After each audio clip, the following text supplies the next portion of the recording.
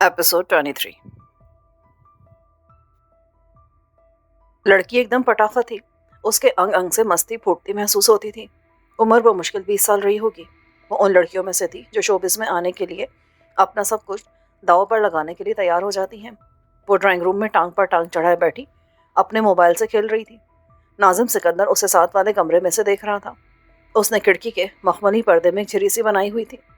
यह मंजर सज्जाद शाही के उस ठिकाने का था जो शहर की बैरूनी हदूद में वाक़ था। सिकंदर पिछले हफ्ते 10 दिन से यहीं छुपा हुआ था। हवेली की आदिज़दगी और फिरोज हसन के गार्ड के कत्ल का सारा बोझ सिकंदर पर ही आया था। पुलिस उसकी तलाश में थी और वो साबिक पुलिस वाले की पनाह में था। यहाँ ना सिर्फ कोई उसका बाल बाका नहीं कर सकता था, बल्कि उसे हर तरह की अयाशी भी यहाँ मैसर थी। शाहिना नामी ये लड़की भी फारान प्रोडक्शन के नीम गंजे मैनेजर आतिफ अजीज़ के जरिए ही इस ठिकाने तक पहुंची थी। वो स्लीवलेस शर्ट और चुस्त पतलून में बेहद दिलरुबा और मफ्तू लग रही थी। शिकरा सिफत सिकंदर के लिए खुद को रोकना मुश्किल हो रहा था, ताहम वो जानता था कि उसे खुद को रोके रखना है। उसकी दो वजूहात थी। एक तो यही कि वो ऐसी अजनबी लड़कियों के सामने आकर अपनी रुपोशी को खतरे में नहीं डालना चाहता था। दूसरी वजह ज़्यादा अहम थी। हफ्ते को इस पुरबहार शाम को रंगीन दर बनाने के लिए उसने अपने बॉस सजाद साहिब से वादा कर रखा था। उसने उन्हें बताया था कि आज एक बहुत लजीज और अनछुई डिश उनकी ज़ियाफ़त तबा के लिए उनके दस्तरखान पर मौजूद होगी। उसकी अखलाकियत का तकाजा था कि वो इस डिश को झूठा ना करे। करीबन यही वक्त था जब कोठी के वसी पोर्च की तरफ किसी गाड़ी के रुकने की आवाज़ आई। ये सज्जाद शाही की गाड़ी ही की आवाज़ थी। सज्जाद शाही के साथ दस्ते राज शाहिद खान भी बगैर वर्दी के मौजूद था। कुछ ही देर बाद वो दोनों सिकंदर के साथ इस खास कमरे में मौजूद थे जो एक तरह से उस कोठी का बार रूम भी था। कलफ लगे सर और मूछों के साथ सज्जाद शाही अपनी उम्र से कम नजर आने की कोशिश करता था। ताहम खुली शलवार कमीज के अंदर से उसके जिस्म का फैलाव बताता था कि अधेड़ उम्री आज़ा पर पंजे गाड़ रही हैं। वो तीनों शीशे की एक नफीस मेज के गिर्द बैठे शराब से शुगल करने लगे। एसपी शाहिद को तो कुछ देर वहां बैठकर ड्यूटी पर चले जाना था, ताहम शाही को आज रात यहीं पर गुजारना थी। और क्या पता था कि मज़ेदार खाने की इश्तिहा उसे कल का दिन भी यहीं गुजारने पर मजबूर कर देती। उसने ड्राइंग रूम में बैठी खुश रंग तितली को देख लिया था और उसकी सुर्ख आंखों में अभी से सुरूर हिलकोरे लेने लगा था। शाहिद ने 2 चिकन नगेट्स इकट्ठे मुंह में रखते हुए सज्जाद शाही को बेतकल्लुफी से मुखातिब किया। सर जी, ऐ जो कुड़ी बैठी है ड्राइंग रूम में, इसकी सूरत थोड़ी थोड़ी आपकी उस नौकरानी शगुफ्ता से तो नहीं मिलती? सज्जाद शाही ने घूंट भरते हुए कहा, नहीं, मुझे तो नहीं लगता। लेकिन ये क्या बेवक्त का बाजा बजा दिया तुमने? कोई और बात करो। शाहिद बोला, वैसे सच्ची बात है शाही साहब, मुझे तो वो भूल ही नहीं अब तक। बड़ा सोचल पीस था वो। वैसे शायद हमने भी उसका कुछ ज्यादा ख्याल नहीं रखा, जिसकी वजह से वो भाग गई। पता नहीं कहाँ होगी आजकल। होगी कहाँ? किसी कोठे पर पहुंच गई होगी या किसी कनटुट्टे के हत्थे चढ़ गई होगी। तुम्हें कहा तो था कि ढूंढो उसको, पर तुम भी बस नाम के सुपरिटेंडेंट हो। छोले देकर पास होते रहे हो और मुर्च छोले देकर अफसर बन गए हो। जो कुछ भी है आपके नक्शे कदम पर ही है बाबा जी। शाहिद ने बराबर की चोट की, फिर अल्कोहल का एक बड़ा सा बदबूदार घूंट भरकर बोला, वैसे जब वो भागी तो उसका पाँव भी भारी था, थोड़ी बीमार शिमार भी लगती थी। कहीं मरमरा ही न गई हो। ओ नहीं यार, बड़ी ढीठ होती हैं ऐसी कुड़ियां, इतना कुछ सह लेती हैं तो बच्चा कौन सी बड़ी बात है। नाजिम सिकंदर ने गुफ्तगू में हिस्सा लेते हुए कहा, वैसे साहिब साहब, मैंने सुना था कि पीछे उसका कोई याराना वगैरह भी था। फिर डंगरों वाली बात की ना तुमने। ऐसी कुड़ियां भला रह सकती हैं यारानों के बगैर? सिकंदर इस सख्त दिमाग पर खज्जल सा नजर आया। उसको मजीद खजालत से बचाने के लिए शाहिद बोला, हाँ जी, एक गल और याद आई। उस पोटोहारी बाबे रशीद का क्या बना? पहले तुम बताओ कि तुम्हें बात क्या याद आई है। सज्जाद ने तिनक कर पूछा। शाहिद खान ने सिगरेट का गहरा कश लेकर धुआं अपने स्याही माइल होठों से छोड़ा। मेरी इत्तला कह रही है कि वही कुछ हो रहा जिसका हमें डर था। वो किसी जाली एंकर का तखम फिरोज हसन बड़ी उडारियां मार रहा है। सुना है कि वो जाकर इंटीरियर मिनिस्टर साहब से भी मिला है, उसे बाबे रशीद की स्टोरी सुनाई है। मिनिस्टर साहब को एग्री किया है कि वो लाहौर आकर खुद उस मजलूम बुढ़े से मिले और उसकी विपता सुने। मुझे तो लगता है कि वो गयास के एनकाउंटर वाला केस रीओपन कराने के चक्करों में है। तो तुम्हारा क्या ख्याल है, वो कुछ कर पाएगा? वो खोचल बुढ़ा जिस तरह मलिका जज्बात बनकर रोना पीटना मचाता है और फरियादें करता है, वो सुनने वालों को परेशान कर देता है। सुना है रात को भी जेल में वो ऊंचे ऊंचे सुरों में रोता और शेर वगैरह पड़ता है। सज्जाद शाही सोफे से खड़ा हो गया। मशरूब का एक आतशी घूंट लेकर पोर्च की तरफ देखने लगा, जहां रोशनियों से जरा आगे अमावस की रात की गहरी स्याही सरों और सफेदे के बुलंदो बाला दरख्तों को ढांपे हुए थी। वो ठहरी हुई आवाज में बोला, انتظام ہو گیا اس جنونی کا. آج رات کے بعد وہ شعر نہیں پڑھے گا اور نہ اونچے اونچے سروں میں روئے گا. یعنی؟ شاہد خان نے اپنی مخمور سوالیہ نظروں سے ساحی کی طرف دیکھا. ہاں، پرسوں جیل سپرنٹینڈنٹ سے ملاقات ہوئی تھی میری. آج یہ کام ہو جائے گا. تینوں میں کچھ دیر تک اس بارے میں رازدارانہ گفتگو ہوئی. پھر حاضر سروس ایس پی شاہد خان تو واپس چلا گیا. ڈگمگاتے ہوئے سجاد شاہی نے ڈرائنگ روم میں جا کر وہاں منتظر بیٹھی لڑکی شاہینہ کو بغل میں لیا اور ایک کمرے کی طرف بڑھ گیا. قریباً یہی وقت تھا جب 25-30 کلومیٹر دور جیل کی تاریک فضا میں ایک المیہ جنم لے رہا تھا. بابا رشید انچارج کے آفس میں ننگے فرش پر بیٹھا تھا. وہ کرسی پر بیٹھے افسر کے سامنے ہاتھ جوڑ رہا تھا اور فریاد کر رہا تھا. میں اس کے بغیر مر جاؤں گا. وہ میرے پتر کی جرسی ہے. اس میں میرے پتر کی جان ہے اور میری جان بھی ہے. اسے ڈھونڈ کر دو، جیسے بھی ہو، جس طرح بھی ہو. میں تمہارے پاؤں کو ہاتھ لگاتا ہوں. آنسو رشید کی جھریوں بھرے چہرے پر جگہ جگہ چمک رہے تھے. اس کی جھاڑ جھنکار سفید داڑھی میں موتیوں کی طرح اٹکے ہوئے تھے. اس جرسی کے بغیر رشید کو چند پل گزارنا بھی مشکل تھا اور وہ کل سے گم تھی. سی کلاس میں قیدیوں کی یونیفارم ہوتی ہے، وہ اپنا لباس نہیں پہنتے. مگر باب رشید کی ذہنی حالت دیکھتے ہوئے اور اس کی مسلسل آہو بکا کے مد نظر ڈاکٹر کے مشورے پر اسے یہ رعایت دی گئی تھی کہ وہ اس بوسیدہ جرسی کو اپنے ساتھ رکھ سکتا ہے. موسم بدلنے کے سبب وہ آج کل جرسی نہیں پہنتا تھا بلکہ اسے سرہانے رکھ کر سوتا تھا. کل وہ جرسی اسے نہیں ملی. وہ سارا دن دیوانوں کی طرح اسے ڈھونڈتا رہا. ایک ایک سے پوچھتا رہا. جن پر شک ہوا ان سے لڑتا رہا. کچھ کی منتیں کرتا رہا. 24 گھنٹے تو اس نے کسی نہ کسی طرح گزار لیے تھے. مگر آج دوپہر سے اس کی حالت بری تھی. وہ اس اونی جرسی کے لیے ماہیے بے آب کی طرح تڑپ رہا تھا. وہ جرسی صرف جرسی نہیں تھی، وہ اس کی مرحومہ بیوی کی بنی ہوئی جرسی تھی اس کے بیٹے کے لیے.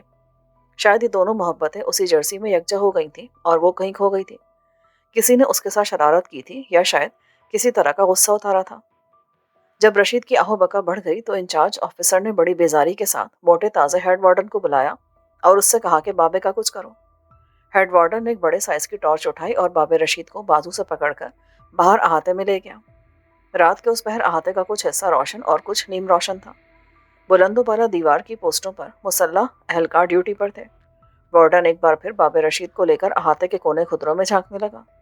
درختوں میں اور پھولدار پودوں کی کیاریوں میں ٹارچ کا روشن دائرہ پھینکنے لگا. انہی درختوں میں ایک بہت پرانا کنواں بھی تھا جو مدتوں سے بند پڑا تھا. ادھر ادھر گھومتے ہیڈ وارڈن اور رشید اس کنویں کے قریب بھی پہنچے. ہیڈ وارڈن نے طاقتور ٹارچ کی روشنی خشک کنویں کے اندر ڈالی. وہاں قریباً 30 فٹ کی گہرائی میں پرانی اینٹوں، شیشے کی ٹوٹی ہوئی بوتلوں اور لوہے کے چند زنگ آلود سریوں کے درمیان رشید کے بیٹے کی جرسی نظر آ رہی تھی. وہ پوری جان سے جیسے تڑپ اٹھا. وہ ہے جرسی، میرے غیاسے کی جرسی. وہ پکارا اور انگلی گہرائی کی طرف سیدھی کی. یہی وقت تھا جب فربا اندام ہیڈ وارڈن نے اپنے کندھے سے رشید کو ہلکا سا ٹہوکا دیا. وہ جو بالکل کنارے پر کھڑا تھا چلاتا ہوا گہرائی کی طرف روانہ ہو گیا. پختہ ملبے پر اس کے گرنے کی آواز رات کی خاموشی میں دور تک گئی. ہیڈ وارڈن ساتھیوں اور دیگر ملازموں کو پکارنے لگا. وہ دہائی دینے والے انداز میں ان کے نام لے رہا تھا اور ٹارچ کا روشن دائرہ بار بار اندھو کنویں میں پھینک رہا تھا. اندھا کنواں جہاں بیٹے کے قاتلوں کی تلاش میں نکلنے والا باپ اپنے خون میں لتھڑا بے حرکت پڑا تھا. وقت کا پہیہ مسلسل حرکت میں تھا. نئی ہیئرنگ کے بعد تیمور کی ضمانت ہو گئی. یہ خوشی کا موقع تھا. اس کے ساتھی اور رفقہ کار اسے مبارکبادیں دے رہے تھے. چند نوجوان جوشیلے وکلا نے اسے پھولوں کے ہار پہنانے کی کوشش بھی کی. وہ فیروز حسن اور ایک سینئر قانون داں کے ساتھ گاڑی میں آن بیٹھا. بظاہر وہ خوش تھا تاہم اس کا دل نہایت بوجھل تھا. 2 گمبھیر دکھ اس کے سینے میں جیسے ٹھہر سے گئے تھے. پہلا دکھ تو بابے رشید کی ناگہانی موت کا تھا. 3 ہفتے پہلے وہ جیل کے اندر جس واقعے میں جاں بحق ہوا وہ ہر طرح سے مشکوک تھا. کہا یہی کیا تھا کہ اس نے کنویں کی گہرائی میں اپنے بیٹے کا گمشدہ سویٹر دیکھا اور دیوانگی کے عالم میں اندر چھلانگ لگا دی. سینے میں ایک زنگ آلود سریا گھسنے کے سبب وہ موقع پر ہی ہلاک ہو گیا. سپرنٹینڈنٹ اور ہیڈ وارڈن نے اس کے درجنوں گواہ بھی مہیا کر دیے تھے. لیکن یہ سب کچھ کم از کم تیمور اور اس کے رفقا کو ہضم نہیں ہوا تھا. فیروز صاحب نے اس حوالے سے میڈیا پر بھی آواز اٹھائی تھی مگر کسی ثبوت کے بغیر یہ آواز طاقت حاصل نہ کر سکی. کہاں یہ کہ تیمور رشید کی ضمانت پر رہائی یا اس کی اسپتال منتقلی کے بارے میں سوچ رہا تھا، اور کہاں یہ کہ وہ شہر خموشہ میں منتقل ہو گیا تھا. تیمور نے اس عدالت میں فادر العقل ثابت کرنے کی جو کوشش کی تھی وہی اس کی موت کا ایک جواز بھی بن گئی تھی یا بنا دی گئی تھی. تیمور باب رشید کی آخری رسومات میں شریک نہ ہو سکا. اس کی نمائندگی فیروز صاحب نے کی تھی. وہ نتھیا گلی گئے تھے جہاں اسے سپرد خاک کیا گیا تھا. تیمور کا دوسرا صدمہ ڈرامہ پروڈکشن کے حوالے سے تھا. دوسری مرتبہ بھی اس کی یہ کوششیں بار آور ثابت نہیں ہو سکی تھیں۔ اس جھوٹے منشیات کیس میں اس کی گرفتاری کے بعد پروڈکشن کی ساری تیاریاں دھری کی دھری رہ گئیں۔ حویلی والی مرکزی لوکیشن پر کافی سرمایہ خرچ ہوا، لیکن پھر وہ ہاتھ سے نکل گئی۔ 2-3 نامور آرٹسٹوں کی ڈیٹس اور دیگر متعلقہ معاملات بھی بری طرح ٹھپ ہو گئے۔ Writer A.K. بیدل جیسے بدخواہ جو اس سیریل کو ڈرامے کا ڈرامہ کہہ رہے تھے، مزید چمک اٹھے تھے۔ ان کی آوازوں کو زبردست توانائی مل گئی تھی۔ تیمور اپنے گھر پہنچا تو اس کی والدہ اس سے لپٹ گئی۔ رو رو کر انہوں نے برا حال کر لیا۔ تو میری گل نہیں مان رہا نا؟ تو میری جان لے کے چھٹے گا؟ یہ دشمنیاں تجھے بڑی مہنگی پڑیں گی، سب کچھ تباہ ہو جائے گا۔ میں تو اب بھی کہتی ہوں چھوڑ دے جنجال خانہ، چل میرے نال، ہم انگلینڈ چلتے ہیں۔ اس نے حسب معمول ماں سے تسلی تشفی کی باتیں کی اور انہیں کسی حد تک پرسکون کیا۔ وہ ناراضگی کے عالم میں اپنے آنسو پوچھتی ہوئی اپنے کمرے میں چلی گئی۔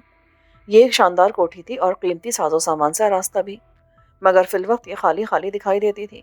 یہاں کا بہت سا آرائشی اور غیر ضروری سامان کہیں اور شفٹ کیا جا چکا تھا۔ جو تھوڑا بہت رہ گیا تھا وہ بھی ایک ہفتے تک شفٹ ہونے والا تھا۔ 2 الیکٹریشین ایک کمرے سے ایئر کنڈیشنر وغیرہ اتار رہے تھے۔ تیمور ٹہلتا ہوا نیکسی کی طرف آ گیا۔ پھولوں کی کیاریوں میں سے گزر کر اس کمرے میں پہنچا جہاں محمد رشید کئی ماہ تک رہائش پذیر رہا تھا۔ وہی بستر، وہی الماری، وہی کھڑکی جہاں وہ اکثر گمسم بیٹھ کر اپنی سفید داڑھی بھگوتا رہتا تھا۔ اس کے لواحقین اس کا زیادہ تر سامان واپس لے گئے تھے، مگر چند ایک کم اہمیت کی چیزیں اب بھی کمرے میں پڑی تھیں۔ اس کا ٹوٹا ہوا حقہ اور وہ خستہ حال صندوق جس میں وہ اپنے بیٹے کی شادی کا زیور اٹھائے اٹھائے پھرتا تھا۔ اب یہ صندوق خالی تھا اور اس صندوق کا خالی پن اس سارے کمرے میں بلکہ پوری اینیکسی میں موجود تھا۔ تیمور دیکھ سر دھا بھری اور دل ہی دل میں بولا، بابا دیر ہے اندھیر نہیں ہے، میرا وعدہ ہے تم سے، تمہارے بیٹے کے قاتلوں کو سزا ضرور ملے گی۔ فون پر کال آ رہی تھی، یہ واٹس ایپ کال تھی۔ وہ کال ریسیو کرتا ہوا اینیکسی کے عقبی کمرے میں چلا گیا۔ ویڈیو کال میں دوسری طرف آشا نظر آ رہی تھی۔ اداسی میں اس کا چہرہ اور بھی ملی اور دلکش نظر آنے لگتا تھا۔ آپ کو رہائی مبارک ہو تیمور صاحب۔ رہائی کہاں آشا، یہ تو ضمانت ہے، لیکن مجھے یقین ہے کہ آپ جیسے لائر کا اسے بوگس کیس میں زیادہ دیر تک الجھا نہیں جا سکتا۔ اتنے تھوڑے عرصے میں آپ کی بیل بھی تو اس کا پروف ہے۔ تھوڑے عرصے میں بیل ہوئی ہے تو تھوڑے عرصے میں کاریگر لوگ کوئی نیا کیس بھی تو بنا سکتے ہیں۔ تیمور، بھائی عدیل نے آپ کے ساتھ جو کچھ کیا اور آپ نے بھائی کے ساتھ جو کچھ کیا وہ سب میں جانتی ہوں، اور میں یہ بھی اچھی طرح جانتی ہوں کہ آپ کچھ بھی کر گزرے یہ لوگ آپ کو معاف نہیں کریں گے۔ یہ سوچ کر میرا دل غم سے بھر جاتا ہے۔ مجھے آپ کی والدہ کا خیال آتا ہے۔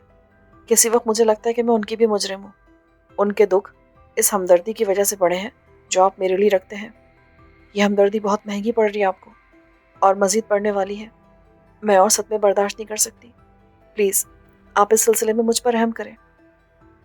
کیسی باتیں کر رہی ہیں آپ؟ میں کسی کے لیے کچھ نہیں کر رہا، اور جو کچھ کر رہا ہوں یہ میرے بس اندر کی آواز ہے، اور اس میں بھی میں نے ابھی تک کیا ہی کیا ہے۔ اسی لیے تو کہہ رہی ہوں تیمور، مجھے آپ کی صلاحیتوں پر شک نہیں ہے، لیکن یہ لوگ آپ کی چلنے نہیں دیں گے۔ اب یہ ڈرامے والا معاملہ ہی دیکھ لینا، کیا ہو رہا ہے اس کے ساتھ۔ اس کی وجہ سے وسیم کی مصیبتوں میں اضافہ ہوا۔ وہ گھر چھوڑ کر چلا گیا۔ پتہ نہیں کیا بیتی اس پر۔ آپ نے پروڈکشن کو آگے بڑھانے کے لیے سر توڑ کوشش کی، مگر ہر کوشش ناکام ہوئی۔ اپنا کتنا وقت و سرمایہ کھویا آپ نے، اپنی چھت تک کھو دی۔ چھت؟ کیا مطلب؟ انجان مت بنے، میں سب جان گئی ہوں۔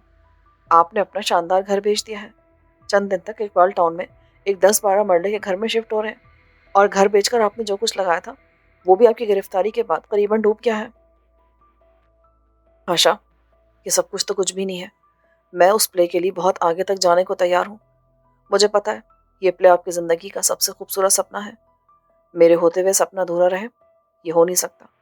اور آپ کے علاوہ یہ کہانی وسیم اور بساط کی جاگتی آنکھوں کا خواب بھی تو ہے۔ میں اس کے لیے آخری حد تک جاؤں گا۔ آپ نے تو اس کو اپنی ضد بنا لیا ہے۔ تو کیا آپ نے نہیں بنایا ہوا؟ اپنے دل پر ہاتھ رکھ کر بولے، کیا اس کہانی کو اس کا حق دلانا آپ کی زندگی کی سب سے بڑی خواہش نہیں ہے؟ مگر تیمور، کوشش اور دیوانگی میں فرق ہوتا ہے۔ مجھے تو لگتا ہے کہ ہم دیوار سے سر ٹکرا رہے ہیں۔ انکل فیروز بتا رہے تھے کہ انڈسٹری میں اس سیریل کا مذاق بن چکا ہے، اسے منحوس کہا جا رہا ہے۔ اپنی گرفتاری سے پہلے آپ نے جو ارینجمنٹس کی تھی وہ سب بھی ختم ہو چکی ہیں۔ اب اگر ہم کوشش کریں تو شاید کوئی اچھا آرٹسٹ اس میں کام کرنے کو تیار نہ ہو۔ بیدل اور Mr Shahzain Rao drama industry کے بڑے مگرمچھ ہیں، ایسے لوگوں سے بیر کون ڈالتا ہے؟ لیکن میں ڈالوں گا، آخری سانس تک لڑوں گا۔ बस एक शर्त है सिर्फ, आप हिम्मत ना हारें, क्योंकि ये सिर्फ और सिर्फ आपकी हिम्मत है जो मेरी हिम्मत बनी हुई है। तैमूर के आखिरी फिक्रे ने हाशा को चुप सा करा दिया। वो सर झुकाकर अपने आंखों से आंसू पोंछती रही। हम के बेदल और मिनिस्टर राव जैसे लोगों की इजारादारी तोड़ देंगे, उनके सोमनाथ पर एक हमला और करेंगे हम हाशा। वो पुरअज़्म लहजे में बोला। दूसरों की तरह उस्मान ने भी वसीम की तलाश में कोई कसर उठा नहीं रखी थी। दोनों भाइयों में बहुत प्यार था। वसीम की जुदाई और तलाश की भागदौड़ ने उसे हलकान कर डाला था। वो शदीद डिप्रेशन का शिकार हो चुका था। बैठे बैठे उसके दिल की धड़कन अचानक बढ़ना शुरू हो जाती और बढ़ती चली जाती। एक दो बार वो चकरा कर गिर भी पड़ा था। फिरोज साहब ने उसे चंद हफ्तों की रुख्सत दे दी थी और वो घर पर आराम करा था। तैमूर उससे और बेजी से मिलने उनके घर पहुंचा। रिटायर्ड फौजी मुलाजिम तैमूर को उस कमरे में ले गया जहां उस्मान लेटा था। तैमूर को देखकर वो जल्दी से उठ बैठा। वो नौजवान था मगर अपनी उम्र से 10-15 साल बड़ा नजर आने लगा था। आंखों के गिर्द हल्के नमूदार हो रहे थे। रंग जर्द था। वो उसी कमरे में लेटा था जिसे वसीम ने अपने मामू के घर के कमरे की सी शक्ल दी थी। 2 बरस पहले का वो नॉस्टैल्जिया जिसने वसीम को एक खास वक्त में कैद कर छोड़ा था। तैमूर ने उस्मान का हाल अहवाल पूछा, फिर दरियाफ्त किया, बेजी कहाँ है? राफी के पार्क को बुजुर्ग बैठते हैं, उनसे दमदरूद करवाने गई हैं। परसों भी मज़ार पर गई हुई थी मन्नत मानने। उनको तो बस अब यही काम रह गए हैं। तैमूर ने उसे तसल्ली दी और उन कोशिशों के बारे में बताया जो वो और फिरोज साहब वसीम की तलाश के सिलसिले में कर रहे थे। सोशल और प्रिंट मीडिया पर इश्तिहारात का सिलसिला भी फिर से शुरू किया जा रहा था। उस्मान ने दिल दोज़ आवाज़ में कहा, तैमूर भाई, कभी कभी तो लगता है कि शायद हम उन्हें दोबारा कभी ना देख सके। आप जानते हैं कि वो कितने बीमार थे। वो बीमार ज़रूर था मगर अभी 4-6 महीने उसे कुछ नहीं होने वाला था। उसकी रिपोर्ट्स यही कहती हैं। लेकिन भाईजान, बीमारी के अलावा उनकी सोचें भी तो उन्हें खा रही थी और मुझे लगता है कि ये बीमारी से भी ज़्यादा नुकसानदेह थी। हर घड़ी इस दुख में रहते थे कि उनके साथ नाइंसाफ़ी हुई है और वो कुछ कर नहीं पाए। कुछ अजीब जहनी हालत हो गई थी उनकी। शायद आप यकीन ना कर पाए, लेकिन मैं जानता हूँ कि वो अपने नॉवल के तस्करे से भी खौफ खाने लगे थे। तस्करे से? यही कि जूझ उनके नॉवल के चर्चे हुए थे और पता चलता था कि ये एक बड़ी कहानी है। उनका जहनी दबाव बढ़ता जाता था। उन्हें अपना नुकसान ज़्यादा शिद्दत से महसूस होने लगता था। एक रोज़ रोते हुए मुझसे कहने लगे, देखो उस्मानी, कितना अहमक और कमज़ोर हूँ मैं। किसी वक्त अपनी ही कहानी के बारे में बुरा सोचने लगता हूँ। दिल में आता है कि ये गुमनाम रहे, इसको शोहरत ना मिले, क्योंकि इसको जितनी शोहरत मिलेगी इससे दूरी का दुख उतना ही गंभीर होता जाएगा। किसी वक्त तुमने भाई को मशवरा नहीं दिया कि वो कुछ और लिखे? बहुत दफ़ा दिया। शुरू में बिसात और हाशाबाजी भी यही कहती थी, लेकिन वो बोलते थे मैं लिखने वाला कलम तोड़ चुका हूँ। दरअसल उन्हें मामू के घर आखिर तक किसी मुआवजे का इंतज़ार रहा, लेकिन बिसात आपी की शादी के बाद उन्होंने बिल्कुल हथियार फेंक दिए थे। हाँ, यहाँ आकर उन्होंने मुझसे चंद मुख्तसर चीज़ें ज़रूर लिखवाईं, और ये कोई कहानी वगैरह नहीं थी, ख़त थे। अपने साथ होने वाली नाइंसाफ़ियों को लेकर उन्होंने हुकूमती लोगों को अपनी फ़रियाद सुनाई थी, मगर ऐसी फ़रियादें बड़े लोगों के कानों तक कहाँ पहुँचती हैं, और पहुँच भी जाएं तो अमल कहाँ होता है। अब तुम भी अपने भाई की तरह मायूसी की बातें करने लगे हो। सॉरी भाई, मगर इस घर की वीरानी और अम्मी का दुख मुझसे देखा नहीं जाता। इसी दौरान में मुलाजिम चाय और बिस्किट ले आया। उन दोनों के दरमियान गुफ्तगू जारी रही। उस्मान दिल गिरफ्ता लहजे में बोला, कभी कभी तो उस नॉवल का जिक्र भाई को शदीद तरीन घुटन और परेशानी में डाल देता था। मैंने किसी को बताया नहीं, लेकिन 2-3 बार ऐसा हुआ कि वो सख्त खौफ का शिकार होकर मेरे साथ घर से बाहर निकले। ये उन दिनों की बात है जब फारान प्रोडक्शन वाले बड़े धड़ल्ले के साथ कहानी पर प्ले बना रहे थे। उन्होंने राज का नाम बदल कर भेद रख दिया था। भाई उन लोगों से बरह रास्त बात करना चाहते थे। उनसे उसूली सवाल करना चाहते थे कि वो ये चोरी क्यों कर रहे हैं, किसी की बरसों की मेहनत पर डाका डालने का हक उन्हें किसने दिया है। वो ये सवाल करने के लिए हिम्मत जमा करके घर से निकले भी, लेकिन उनके अंदर की नातवानी ने उन्हें आगे तक नहीं जाने दिया। उनकी तबीयत बिगड़ी और उन्हें रास्ते से ही वापस आना पड़ा, या मैं उन्हें ज़बरदस्ती ले आया। ऐसे एक मौके पर वो रात गए तक सिस्कियाँ लेते रहे। शुरू शुरू में इस तरह की कैफियत में वो नमाज शुरू कर देते थे, लेकिन आहिस्ता आहिस्ता उनकी तवज्जो उस तरफ से भी बिल्कुल हट गई थी, पता नहीं क्यों। उस्मान के फ़ोन की बेल हुई और वो तैमूर से सॉरी कहकर कॉल सुनने लगा। तैमूर ने कुर्सी की पुष्ट से टेक लगाई। उस्मान कुछ देर बाद फ़ोन पर बात ख़त्म कर चुका था। वो सवाली नज़रों से उस्मान की तरफ देखने लगा। मामू जान थे, हर दूसरे तीसरे दिन फ़ोन कर लेते हैं। वसीम भाई के लिए वो भी बहुत परेशान है। और बिसात? हाँ, वो भी फ़ोन करती रहती है।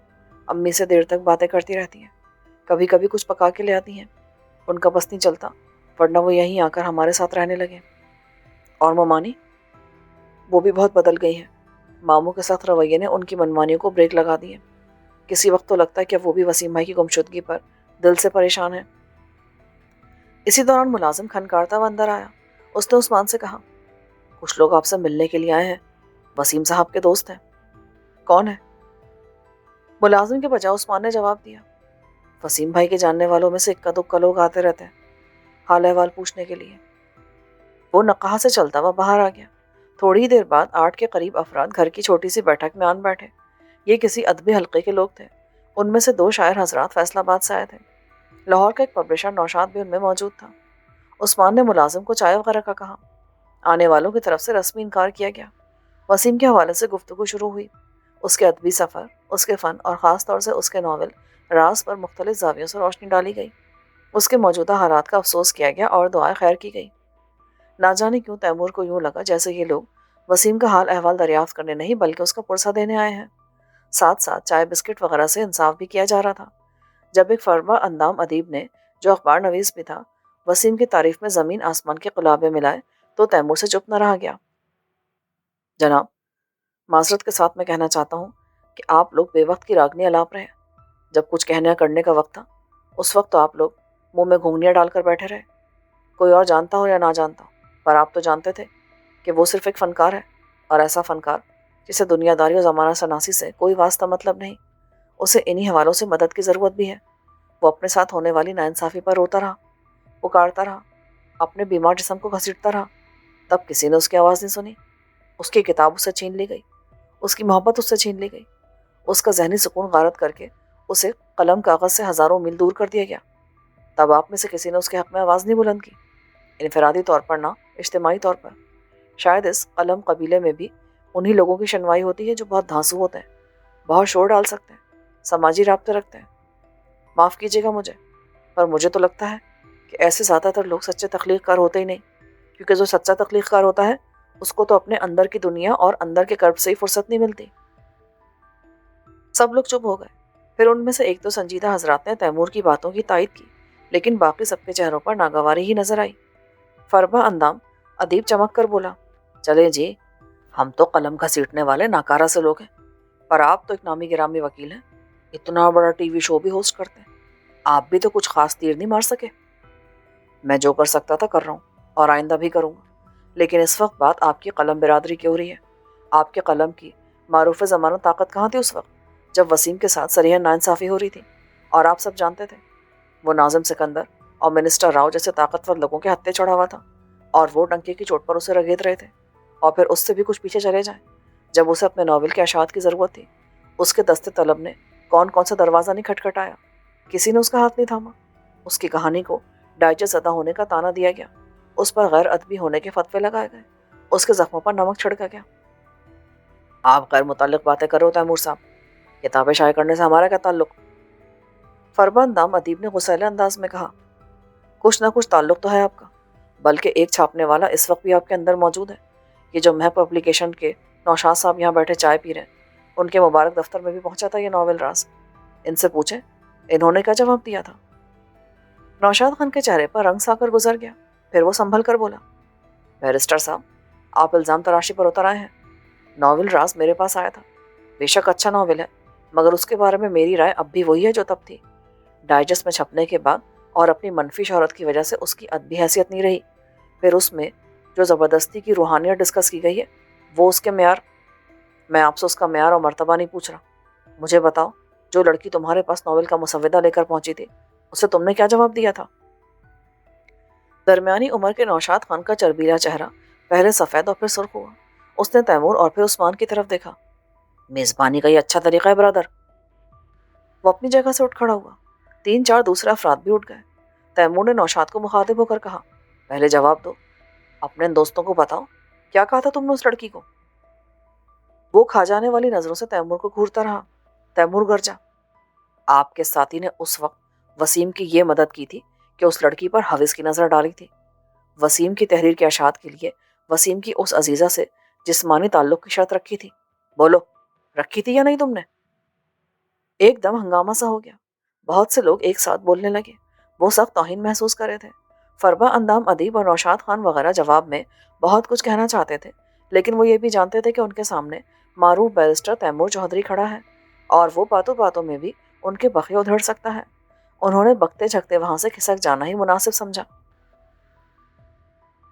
بظاہر صورتحال مایوس کن تھی۔ اپنا گھر بیچنے کے بعد جو قریباً 2.5 کروڑ روپیہ تیمور نے اس ڈرامہ سیریل کی تیاری میں جھونکا تھا، وہ آدھے سے زیادہ بلکہ شاید 2/3 ضائع ہو گیا تھا۔ اب فائنانسنگ کے حوالے سے وہ شدید مشکل کا شکار تھا، لیکن ایک جنون سا تھا جس نے اسے مکمل طور پر اپنے حصار میں لیا ہوا تھا۔ اس نے انگلینڈ میں موجود اپنے ایک دوست سے کچھ قرض لیا۔ 2 مقامی دوست بھی اس حوالے سے مدد کرے تھے۔ حویلی کے واجبات ادا کیے گئے اور کہانی کے تقاضوں کے مطابق اس کی اندرونی آرائش پھر شروع کر دی گئی۔ پروڈکشن مینیجر وجاہت علی اداکاروں سے نئی ڈیٹس لینے کے لیے اہم کردار ادا کر رہا تھا۔ اس سلسلے میں اسے کافی مشکلات کا سامنا تھا۔ یوں محسوس ہوتا تھا کہ کچھ ہاتھ غائبانہ طور پر ہر جگہ روڑے اٹکا رہے ہیں۔ 1-2 اہم اداکار جو سیریل کے لیے بے حد ضروری تھے، بھاری ایڈوانس کی ڈیمانڈ بھی کر رہے تھے۔ ایک دن تیمور نے اپنا بینک اکاؤنٹ دیکھا تو دنگ رہ گیا۔ اس میں اضافی طور پر 1.90 کروڑ کی خطیر رقم موجود تھی۔ یہ آن لائن ٹرانزیکشن کسی اور نے نہیں، ہاشا نے کی تھی۔ وہ سٹپٹا گیا۔ اس نے فوراً ہاشا کو کال کی۔ تو آپ باز نہیں آئی نا؟ پلاٹ بیچ دیا نا آپ نے؟ پلیز تیمور، مجھے میری نظروں میں چھوٹا نہ کریں۔ یہ ساری کی ساری میری درد سری ہے جو آپ نے اپنے سر لے لی ہے۔ یہ کیسے ہو سکتا ہے کہ آپ میرے لیے ہر محاذ پر اکیلے لڑیں؟ میری اور آپ کی لڑائی کچھ الگ نہیں ہے۔ ہم نے اس کہانی کو اس کا حق دلانا ہے اور ہم دلا کر رہیں گے، لیکن آپ کو اس طرح اپنی یہ جمع پونجی داؤ پہ نہیں لگانی چاہیے تھی۔ آپ خود ہی تو اپنے ٹی وی شو میں کہا کرتے تھے رسک کے بغیر کامیابی نہیں ملا کرتی۔ میں سمجھتی ہوں اس مرحلے میں ہمیں اپنی پوری اسٹرینتھ استعمال کرنی چاہیے۔ مجھے پوری امید ہے کہ آپ اس رقم سے اپنے لیڈ اداکاروں کی ڈیٹس حاصل کر پائیں گے۔ آشا ٹھیک ہی کہہ رہی تھی۔ اس وقت سب سے بڑے 2 ہی مسئلے تھے، ایک تو مرکزی کرداروں کی ڈیمانڈ پوری کر کے ان کی تاریخیں یقینی بنانا، دوسرے آؤٹ ڈور ریکارڈنگ کے لیے کچھ انتظامات کرنا۔ ہاشا کی اس کوشش نے اس کے لیے کافی آسانی مہیا کر دی۔ اسے امید پیدا ہو گئی کہ وہ چند روز میں ہاشا کو ریکارڈنگ شروع ہونے کی خوشخبری سنا سکے گا۔ کچھ دیر بعد ہاشا اور تیمور کی گفتگو کا رخ وسیم کی طرف مڑ گیا۔ یوں لگتا تھا کہ اسے زمین کھا گئی یا آسمان نگل گیا۔ جہاں جہاں کوئی معمولی سا اشارہ بھی مل رہا تھا وہ وہاں تک رسائی حاصل کر رہے تھے، مگر نتیجہ صفر تھا۔ 3 روز پہلے فیروز صاحب والے چینل کے ایک فیلڈ رپورٹر نے اطلاع دی تھی کہ لاہور سے کوئی 20 کلومیٹر آگے ریلوے لائن کے پاس ایک ویل چیئر جھاڑیوں میں پڑی ملی ہے۔ اس اطلاع پر فیروز صاحب خود فوراً موقع پر پہنچے، مگر یہ وسیم والی ویل چیئر نہیں تھی۔ بعد ازاں اس کے مالک کا کھوج بھی لگ گیا، جس نے شدید ڈپریشن کے سبب اپنی جان لینے کی ناکام کوشش کی تھی۔ اکاؤنٹ میں رقم آنے کے بعد تیمور کو انتظامات کے سلسلے میں کافی کشائش محسوس ہوئی۔ یہ تو اسے اچھی طرح پتا تھا کہ راستے میں کافی دشواریاں ہیں، لیکن ان دشواریوں کی اصل شدت کا پتہ اسے اب بھی نہیں تھا۔ اندر ہی اندر اس سیریل کے خلاف زبردست کھچڑی پک رہی تھی۔ 2 میل مرکزی کردار تو ایڈوانس لے کر ایگریمنٹ سائن کرنے کے لیے آمادہ ہو گئے، مگر جب اس نے اہم ترین کردار یعنی سیریل کی ہیروئن عروسہ سے رابطہ کیا تو اس نے صاف انکار کر دیا۔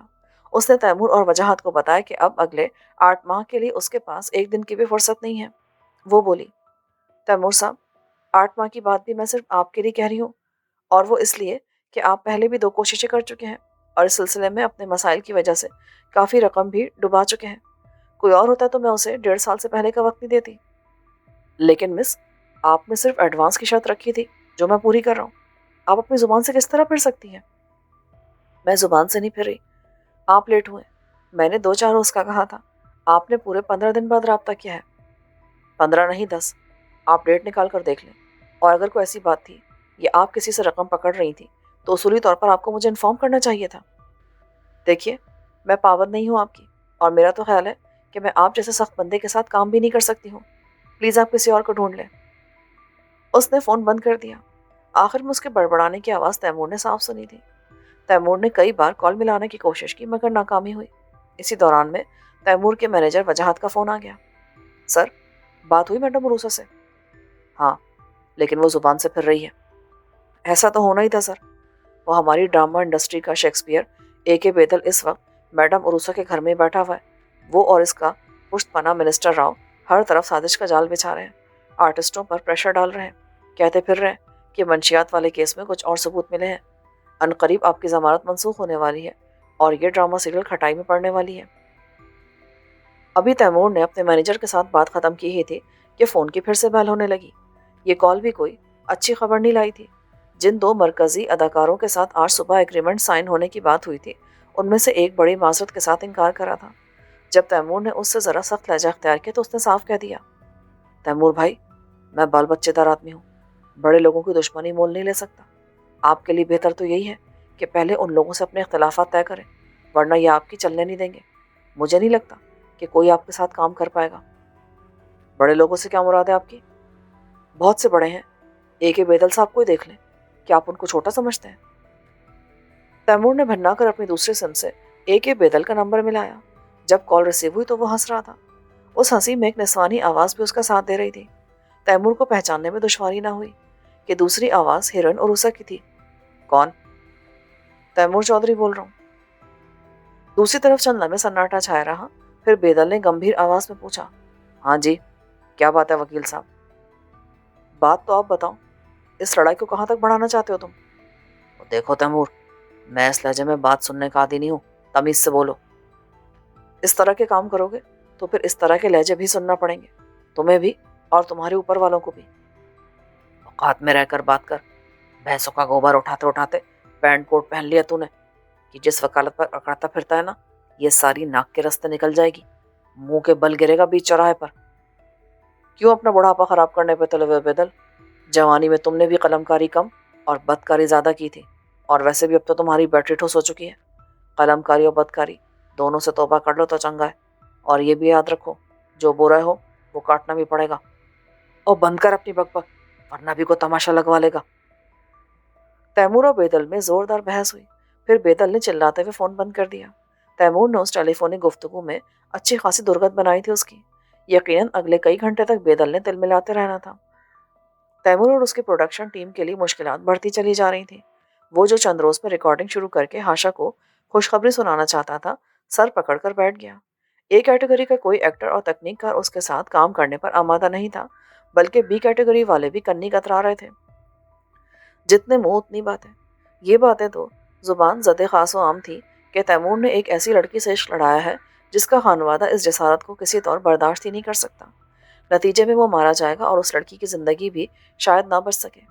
ऐसे कुछ पिछले वाक़यात का जिक्र भी हो रहा था जिनमें शाही बिरादरी ने अपनी ख़वातीन पर गलत निगाह डालने वाले नौजवानों को इबरतनाक अंजाम से दो चार किया था। इस हवाले से उन लोगों की ख़ास पहचान बन चुकी थी। राई का पहाड़ बनाने वाले यहाँ तक कह रहे थे कि तैमूर खुफिया तौर पर हाशा से निकाह कर चुका है और इसकी नहायत संगीन सज़ा बहुत जल्द भुगतने वाला है। और तो और अब तो फिरोज़ हसन साहब भी उसे ये मशवरा देने लगे थे कि वो इस सीरियल के लिए मज़ीद सरमाया और वक्त बर्बाद ना करे। और फिर जिसके लिए सब कुछ किया जा रहा है वही बदनसीब मंजर से ओझल हो चुका है, तो फिर इस मुहिम जोई से क्या फ़ायदा? जवाब में तैमूर ने कहा था, अंकल, वो गुम ही हुआ है ना, खुदा ना खास्ता दुनिया तो नहीं छोड़ गया, वो वापस ज़रूर आएगा। देखो तैमूर, उम्मीद पालना और साबित कदम रहना अच्छी बात है, मगर उम्मीद और साबित कदमी के साथ लॉजिक भी होनी चाहिए। हम जानते ही हैं, वसीम जब घर से निकला तो उसकी हालत मखदूश थी, हालांकि इलाज मुआवजा भी हो रहा था। अब पता नहीं वो कहाँ होगा, किस हाल में होगा। बात सिर्फ वसीम की नहीं अंकल, बात इस कहानी को उसका हक दिलाने की भी है। मैं और हाशा इसका तहिया कर चुके हैं, कम से कम एक और कोशिश हमने इस सिलसिले में करनी ही करनी है।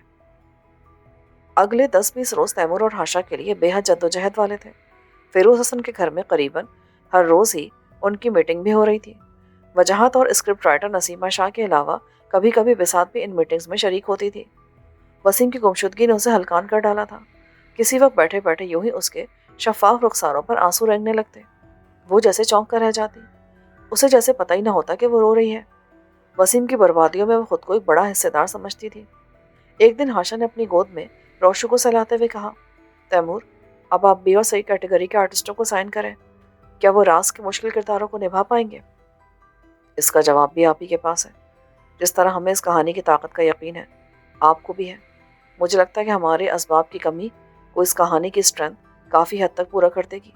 और फिर जिस जज्बे से हम ये काम करे हैं वो भी तो काउंट करता है। बिसात बोली, तैमूर भाई, बाकी सब कुछ तो शायद किसी न किसी तौर चल जाए, पर फीमेल लीडिंग रोल का मसला आपको हल करना पड़ेगा। इसके लिए एक क्लास मंझी हुई एक्ट्रेस के बगैर काम नहीं चलने वाला, और फिर इस किरदार के फीचर्स में इजाफी दिलकशी की ज़रूरत है। وہ جس امرین نامی لڑکی کا آپ نام لے رہے ہیں وہ تو کسی صورت میں سوٹ نہیں کرے گی۔ تو پھر؟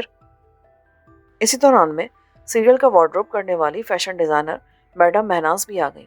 یہ وہی آنٹی مہناز تھی جن کا ہاشا کے سابقہ سسرال میں آنا جانا تھا۔ سب کو خاموش دیکھ کر انہوں نے اسٹائلش انداز میں ہاتھوں کو حرکت دے کر سوالیہ انداز میں پوچھا، کوئی اور مسئلہ؟ جی نہیں، وہی جانا پہچانا مسئلہ جو پرسوں بھی ڈسکس ہوا تھا۔ تیمور نے گہری سانس لی۔ یعنی امرین خان اس کریکٹر سے انصاف نہیں کر پائے گی؟ جی۔ تو پھر میں ایک تجویز دیتی ہوں جو کئی دنوں بلکہ ہفتوں سے میرے اندر ہی اندر ہاتھ پاؤں مار رہی ہے، مگر اس تجویز کو بیان اس لیے نہیں کر رہی تھی کہ مجھے خود بھی یقین نہیں ہے کہ اس پر ہم عمل کروا سکیں گے یا نہیں۔ ہاں، یہ یقین ضرور ہے کہ ایک سپر ڈوپر تجویز ہے۔ سب تجسس سے میڈم مہناز کی طرف دیکھنے لگے۔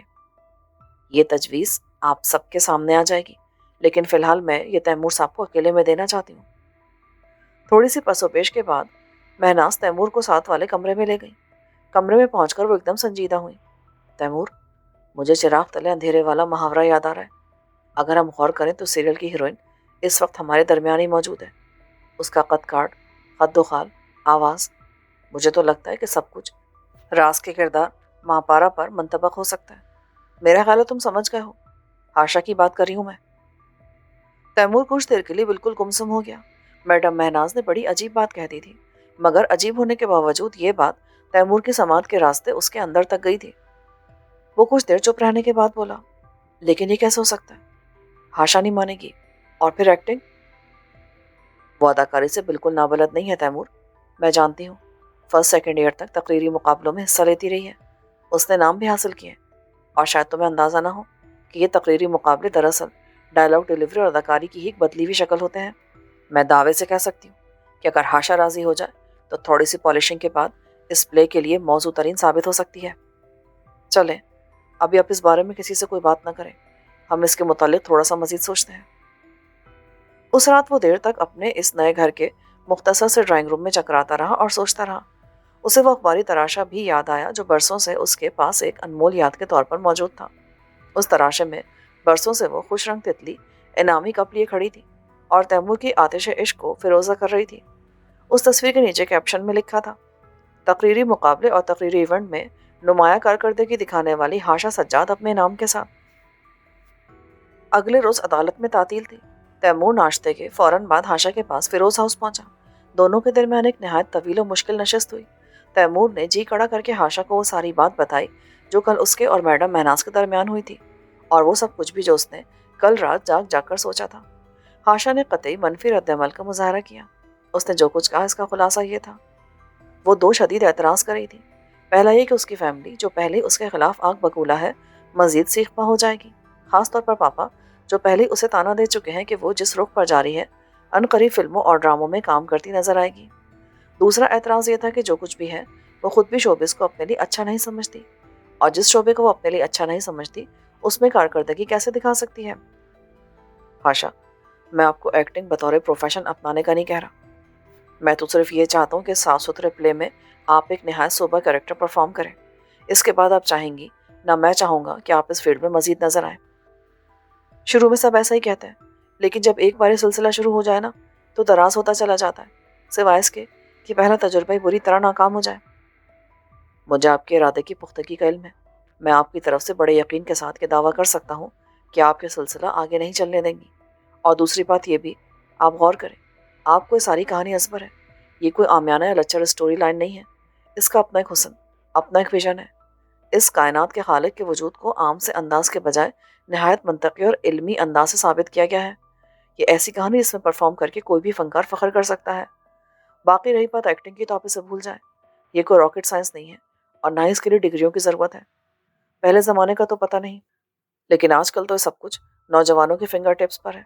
تعلیم یافتہ لڑکے لڑکیاں چند روزہ تربیت کے بعد بڑے بڑے پروجیکٹس میں سینئر اداکاروں کے ساتھ پرفارم کرتے نظر آتے ہیں۔ ان دونوں کے درمیان طویل گفتگو ہوئی، مگر وہ اسے قائل کرنے میں ناکام رہا۔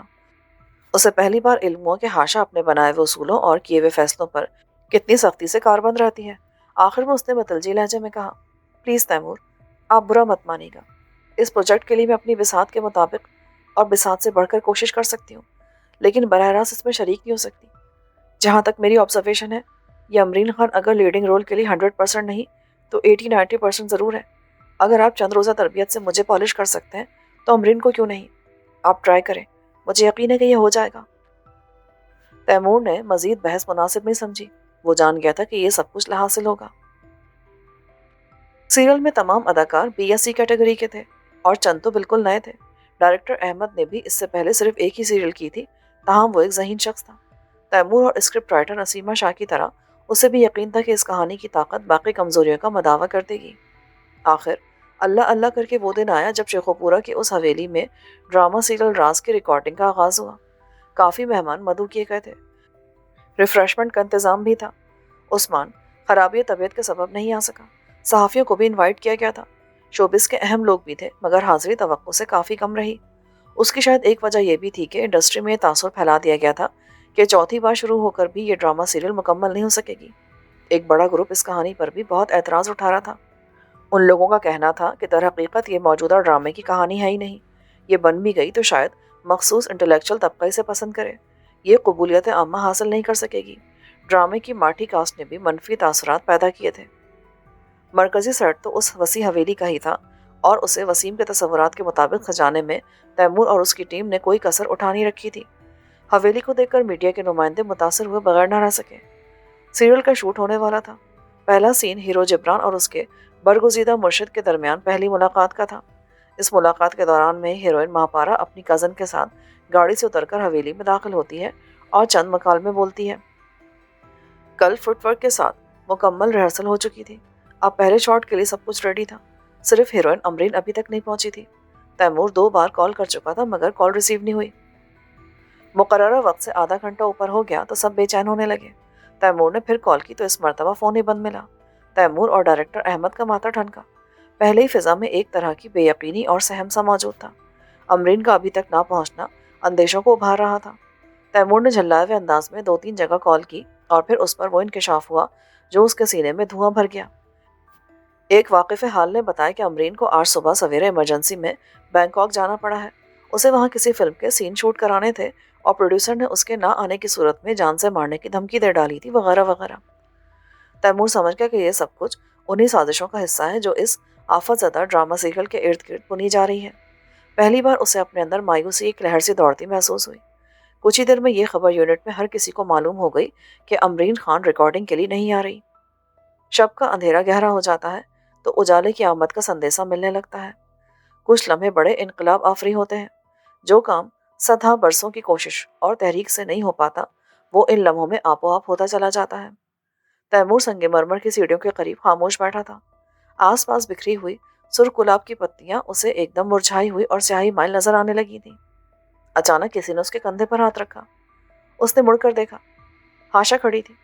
اس کے چہرے پر عجیب سی روشنی تھی، آنکھوں میں ایک مصمم ارادہ جھلک دکھا رہا تھا۔ تیمور پریشان نہ ہو، میں کروں گی یہ سب۔ ڈریسز کہاں ہیں؟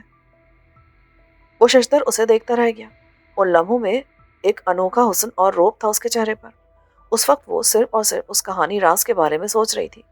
باقی سب کچھ اس کے ذہن سے نکل چکا تھا۔ اپنی ناتجربہ کاری، فیملی کی مخالفت، باپ اور بھائی کا خوف، وہ کچھ بھی نہیں سوچ رہی تھی۔